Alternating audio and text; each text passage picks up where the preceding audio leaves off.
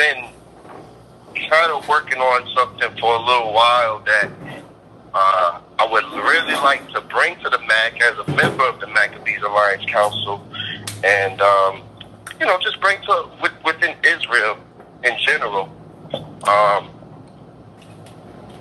I believe we need to, as Israelites, because when you look at the movement and what's going on, and you've been in the truth, longer than I have, so you've seen a lot of changes. But Israel is growing tremendously, and everything is well, and we are coming together. You have yourself, Maccabees Alliance, Masharah, Yasha'Allah. We are all coming together. We all, affiliate with one another, associate with one another, love each other. We don't have any issues. I think the last piece is that we come together with one body, one law. Not so much the one body necessarily saying that we all have to be one camp, but I think we do need to start sitting down and having more discussions on these commandments and what is what and what are we going to establish in this day and age as the law, statutes, and commandments. And that's why I say it ties in with what the brother was saying about the Sabbath. Very good question. How do we keep the Sabbath? What is lawful? What's unlawful? And pretty much what I would like to help develop in Israel, and I've really been thinking about it a lot for 2020, is we need a modern day Sanhedrin. I mean, can we even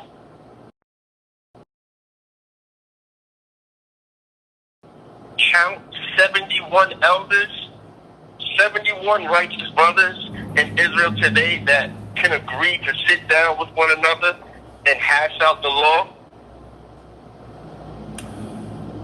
Now, when you look at the old Sanhedrin during Christ's time, for example, you had Pharisees and Sadducees a part of the Sanhedrin. You also had believers of Christ a part of the Sanhedrin. So it's not a matter of, we all have to be one camp, but our brothers, our forefathers, they still came together, and guess what? They were arguing back then. They were fighting back then. There were brothers that didn't like brothers or whatever, disagreements back then, but they still came together for the sake of moving as a nation. Another reason why this is important is because if we come together as the elders in Israel today, and we say, you know what? So many brothers of the MAC, so many brothers of Masharah, and any other elders who are respected, and we all agree upon, we all vote to hold this office as a chief judge, as a part of this modern day Sanhedrin, we're all going to come together, we're all going to argue, we're all going to debate, we're all going to establish the laws. We're going to establish order in Israel. And, I just feel that if we can't do it amongst ourselves, how is Israel going to give the law to the Gentiles in that day? How are we going to establish? I mean, we understand that all things are going to happen through Christ, but I just feel that it's not like a Christianity spirit where we should just wait on Christ. I think we should start moving towards these things, and it's no better time than to do it now. I think we are able to do it.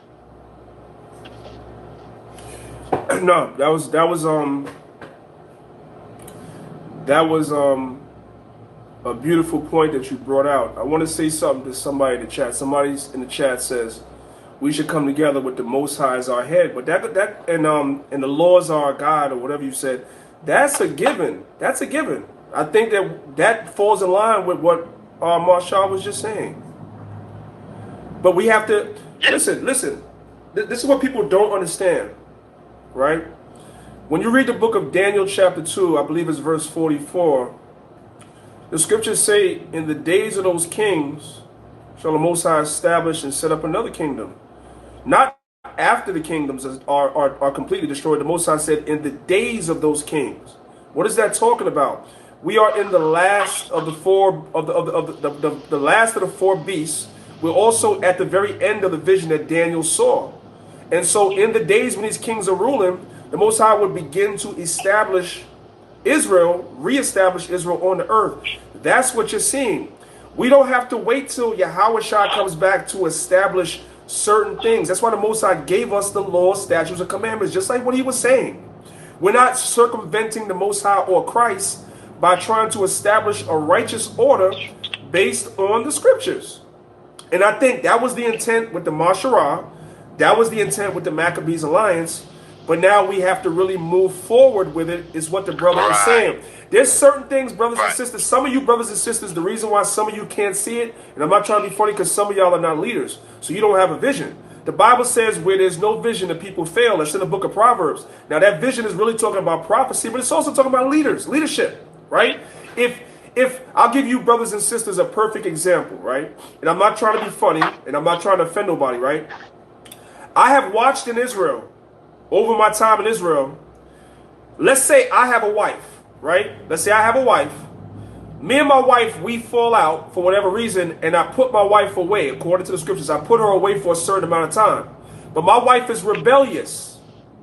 Right. When I put her away, she says, you know what, F Dan, I'm leaving the lines of Israel, and I'm going to join AOC. And she goes and joins AOC. Then for whatever reason, it doesn't work out for her over there. For whatever she goes over there and causes chaos, it doesn't work out for her. She leaves AOC. Now she goes and she joins UKOIC.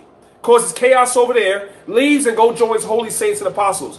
Brothers, do you know how many sisters, I'm not trying to be funny, do you know how many sisters have done that in Israel over the years? Bounced from one congregation to another congregation, to another congregation, to another congregation, and along the way sleeping with somebody in every congregation. You know why? Because the camps don't communicate.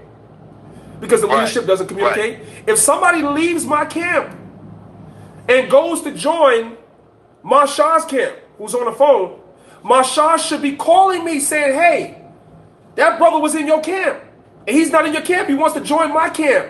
Why is he not in your camp? And then I could tell him, and now we have a line of communication open. I could say this brother violated this law, this commandment, he did this, he committed adultery, whatever. This is why he's not with us. You see what I'm saying? There's a line of communication open. So now Mashah has a better understanding before letting the man in the camp. This is what the brother's trying to establish. This is what Mashah is talking about. And if that brother violated certain things, then he can't join no camp. Because all the camps are going to come together as a Sanhedrin, as he says. It says, listen, brother, you are an adulterer. They put you out because you are an adulterer. You can't join no camp. Go get your spirit right and then come back. Right. That's it. Right. That's what he's talking about. And one of the things, and I'm pretty much, I've volunteered my service to this initiative as a secretary.